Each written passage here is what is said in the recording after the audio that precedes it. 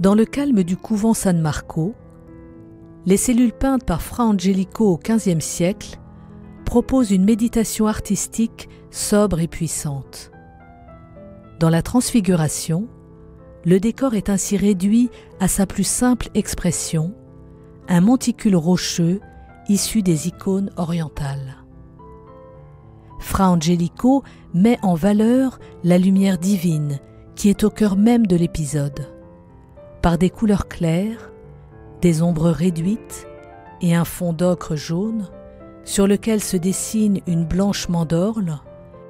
Il donne la priorité à la portée spirituelle de la transfiguration. Tout conduit vers le Christ. La composition pyramidale, dont il est le sommet, le rocher peint comme un socle, sa haute stature et la mandorle qui l'entoure, en signe de manifestation divine. Au cœur de la lumière, il en est comme la source, illustrant la parole de l'évangéliste Jean.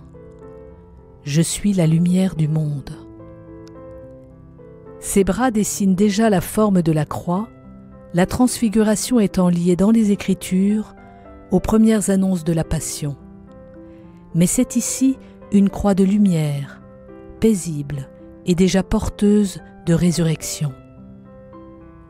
La lumière du Christ envahit toute l'œuvre et entoure les personnages, illustrant la promesse du Christ : celui qui me suit ne marchera pas dans les ténèbres, mais il aura la lumière de la vie.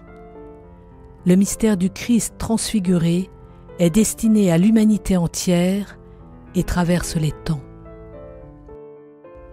Il illumine le passé, représenté par les visages d'Élie et de Moïse, identifiables aux rayons de lumière surgissant de sa tête.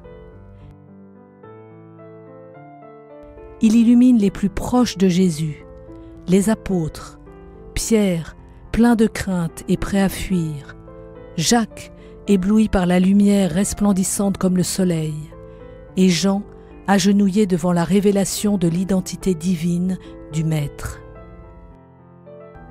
Il illumine l'Église de tous les temps, symbolisée par Marie, et l'ordre dominicain auquel appartenait Fra Angelico, représenté par Saint Dominique.